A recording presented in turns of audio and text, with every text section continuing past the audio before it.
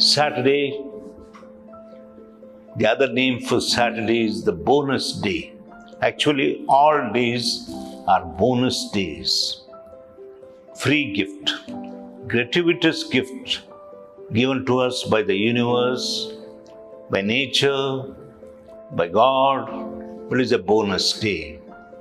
We begin Saturday with this positive feeling of well-being, of having a bonus day. All of us, whether we want it or not, sometimes have to be very ready to accept the unexpected and worst tragic happenings in our life. The principle of suffering is this. This could be a new insight. The principle of suffering is this. Pain is certain. Suffering is optional. Pain, inevitable. Suffering is a choice. Your choice. My choice. Would you believe this? That suffering is optional. It is a choice that will make a difference in our life, understanding suffering from this perspective, that it's a choice and it is optional. The fact that we desire and like some things and dislike and hate others is what motivates virtually every human activity. Some things we like, something we don't like. At the root of all suffering is this hankering for any particular thing, without which I won't be happy.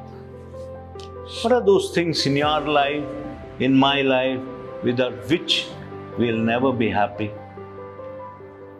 Who is that person? Who is that event? Who is that thing without which I won't be happy? Reflect on that. Rather than merely enjoying pleasurable things during the moments in which they occur and experiencing unpleasantness of painful things, we develop the habits of clinging and aversion. Clinging and aversion. We grasp at what we like, try and hold on to it, cling to it forever, and push away what we don't like, trying to avoid it at all costs. This is the whole dynamics of our life. Clinging, aversion. Both of these constitute the inordinate attachment to things and events and persons. In this sense, past is a collection of memories, ghosts of yesterday. We many times are attached to these ghosts of yesterday.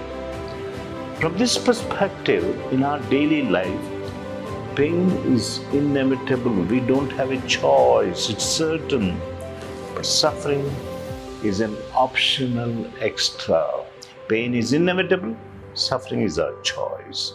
That is our attempt to try to deny that unavoidable truth that everything is impermanent, ephemeral, transient impermanence, except one thing, human stupidity, which is permanent and unavoidable. I'll give you an example of suffering which will enlighten how suffering is our choice. Suffering that we create happens as a second arrow. There's one arrow comes and pierces us. Suffering is the second arrow. First arrow is the pain, inevitable pain. due to circumstances, due to reality, harsh reality, pain happens. It's not our option. It is a kind of obligation. First, there is pain of the first arrow. There is experiencing the pain which is inevitable. Then you shoot the second arrow. The second arrow of suffering. The second arrow is the dwelling on the first arrow. First, something happened, unavoidable, unexpected.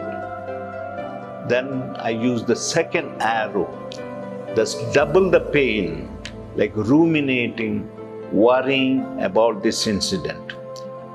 We cannot control the first arrow. Pains, inevitable. But we can stop shooting by ourselves. The second arrow, which is my option. We could avoid that. We can choose not to dwell on suffering. Choose to let it go. Second arrow is dwelling on the first arrow. Ruminating, catastrophizing, worried and worried. We are now aware that problems arise when we begin to mull things over in our mind, construct stories and narratives and complicated ideas about our life, and worry about what is going to happen next. If you are in sickness and pain, most of our problems comes not from the fear, but from our contribution. Suffering is the additional contribution, and from confusion over what will happen to you and what will mean for your family and friends. Fear is just fear. I don't have to like it, but it's quite simple. What if? What then? What might happen? That creates problem. We add something to the original incident. Develop a strong attachment to your good looks, as opposed to merely enjoying them. Well, they last in youth, and you will suffer when your youthfulness fades. You will suffer. If you develop a strong attachment to a luxurious 7-star lifestyle, and your life may become an unhappy, fearful struggle to keep things that way. You're afraid now whether you'll lose that one day, whether you might become bankrupt, attached too strongly to life, and death will seem all the more frightening. One thing is to prefer. I prefer. Other thing is what I must have. That insistence is another thing. Non-attachment is not withdrawing from life or suppressing natural impulses or self-denial. It simply means approaching the whole of life in totality, seeing the big picture, inner thoughts and emotions, outer events and circumstances, just observing them, not clinging, no aversion, not hooked by mental narratives about how things should be or should never be or should remain forever. These are all our narratives. The perfectly non-attached person would be simply calmly present and non-judgmentally aware. It is the realization that things, circumstances don't remain the same, not permanent, impermanence. They change, everything passes away. I welcome you to be familiar with your sufferings. Attend to your suffering. Pay attention to your sufferings. Don't try to run away from those sufferings. Suffering happens due to your reaction for the original action to events and how you perceive things. You have to fall in love with your anxiety. To tame your anxiety, fall in love with your anxiety. Fall in love about the anxiety about your future. What if that happens? What if this happens? Befriend it. Befriend your anxiety. Don't try to chase away anxiety or run away from it, but be curious about it, attentive to it, sit with it, be intimate with it, move closer to it. Love that fear, love that feeling of anxiety. No resistance for anything. We are okay with anxiety, we are okay with fear, we are okay with our suffering. Anxiety and fear just happens. Fall in love with discomfort and sufferings. Look at it, laugh at it, and move on. This is a different perspective altogether towards suffering. Be comfortable with your suffering. Otherwise, you don't have any other choice. Your sufferings is your choice. I'm okay, you are okay. I'm not okay, you are not okay. It's okay. Don't worry. Don't worry.